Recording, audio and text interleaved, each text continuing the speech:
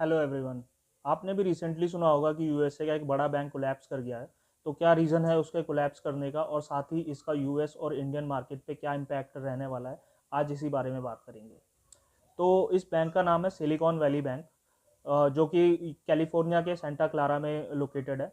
और 209 billion dollars के asset के साथ और 175 बिलियन डॉलर्स के डिपॉजिट के साथ ये यूएस का 16th लार्जेस्ट बैंक था, जिसके ऑपरेशन अभी California department of financial protection and innovations ने बंद कर दिए हैं। ये बैंक टेक स्टार्टअप्स और जो वेंचर कैटलिस्ट हैं उन्हें फुल फाइनेंशियल सपोर्ट और बैंकिंग सपोर्ट के साथ साथ फंडिंग और इन्वेस्टमेंट भी प्रोवाइड करता था, लोन्स की फॉर्म में और साथ ही डायरेक्ट इन्वेस्टमेंट से के थ्रू। और ये बैंक इंडिया में भी काफ़ी सारे स्टार्टअप्स में फंड प्रोवाइड कर चुका है, इन्वेस्टमेंट भी कर चुका है। और करेंटली भी ये इंडिया के बहुत सारे स्टार्टअप्स में इन्वेस्टेड है और साथ ही उनका बैंकिंग पार्टनर है। तो क्या रीज़न है इतने बड़े बैंक के कोलैप्स होने का? तो इसके मल्टीपल रीजंस हैं। जैसे कि इस बैंक के जो डिपॉजिट थे वो 2019 के बाद, कोविड के बाद बेसिकली बहुत ज़्यादा बढ़ गए थे, लगभग ट्रिपल के करीब हो गए थे।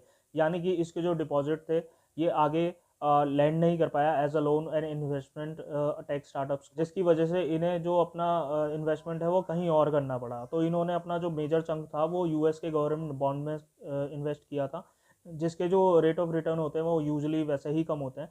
बट यूएस का जो इन्फ्लेशन है वो लास्ट 40 ईयर्स में अभी सबसे ज़्यादा हाई है, जिसको कंट्रोल करने के लिए फेड ने अभी जो इंटरेस्ट रेट्स हैं वो बढ़ा दिए थे, जिसकी वजह से जो बॉन्ड्स थे उनके प्राइस और ज़्यादा कम हो गए थे, तो बैंक का और ज़्यादा लॉस होना शुरू हो गया था। फेड जैसे इंडिया में आरबीआई है जो बैंकिंग को रेगुलेट करता है, वैसे यूएस में फेडरल रिजर्व है जिसे हम फेड भी कहते हैं।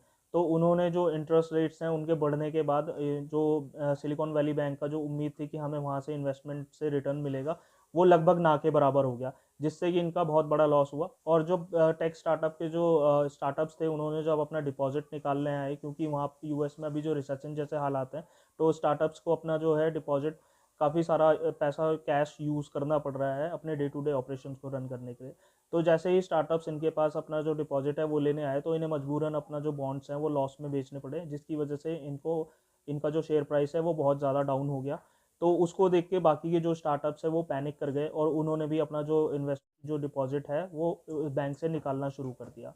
तो बैंक के पास अब देने के लिए इन स्टार्टअप्स को देने के लिए बिल्कुल भी कैश नहीं बचा था। तो मजबूरन California department of finance protection and innovations और बाकी जो गवर्नमेंट अथॉरिटीज़ हैं उन्हें इस बैंक का ऑपरेशन बंद करना पड़ा। तो अब बात करते हैं कि इसका क्या इम्पैक्ट रहने वाला है। तो जैसे इंडिया के अंदर किसी भी बैंक, अगर किसी भी बैंक में जो हमारा जो डिपॉजिट होता है उसमें से जो 5 लाख होता है सिर्फ वही सिक्योर होता है, इंश्योर्ड होता है। तो वैसे ही यूएस के अंदर जो इंश्योर्ड अमाउंट होता है एक बैंक के अंदर डिपॉजिट, वो होता है $2.5 लाख, यानी कि इंडियन करेंसी के हिसाब से लगभग 2 करोड़ रुपए। तो अगर बैंक के अंदर किसी का डिपॉजिट लगभग 2-3 मिलियन या 10 मिलियन भी है, तो उसे इंश्योर्ड का सिर्फ 2 करोड़ तक ही मिल पाएगा। तो ऐसे में जो स्टार्टअप्स हैं उन्हें डे टू डे ऑपरेशंस और अपने जो एम्प्लॉयज़ की सैलरी है उसको पे करने के लिए प्रॉब्लम होगी, जिससे कि स्टार्टअप्स अपना जो कॉस्ट कटिंग है वो करेंगे या फिर बहुत सारी जॉब्स को ले ऑफ भी कर सकते हैं। तो अभी जो एक्सपर्ट का मानना है, इससे इस क्राइसिस से लगभग 1 लाख जॉब इम्पैक्ट हो सकती हैं।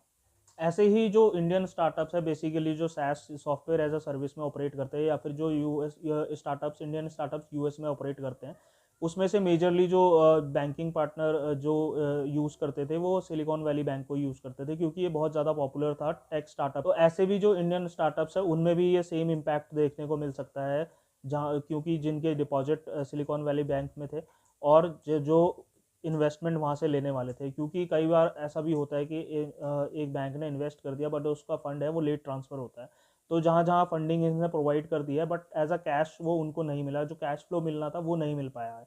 तो यानी कि इन्वेस्टमेंट थी बट उनको जो मेजर अमाउंट था वो नहीं मिल पाया, तो ऐसे में वहाँ पे भी इनको प्रॉब्लम फेस करनी पड़ सकती है।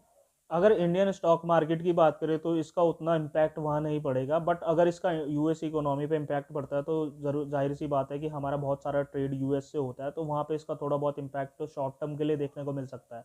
बट एक्सपर्ट के अकॉर्डिंग अभी इसका कोई लॉन्ग टर्म या फिर कोई मेजर इम्पैक्ट नहीं पड़ेगा इंडियन स्टॉक मार्केट में। आपको ये वीडियो कैसी लगी है कमेंट करके बताएं, लाइक एंड शेयर करें। मिलते हैं नेक्स्ट वीडियो में। चैनल को सब्सक्राइब कर दीजिए ताकि आगे आने वाली वीडियोज़ भी आप तक पहुँच पाएँ।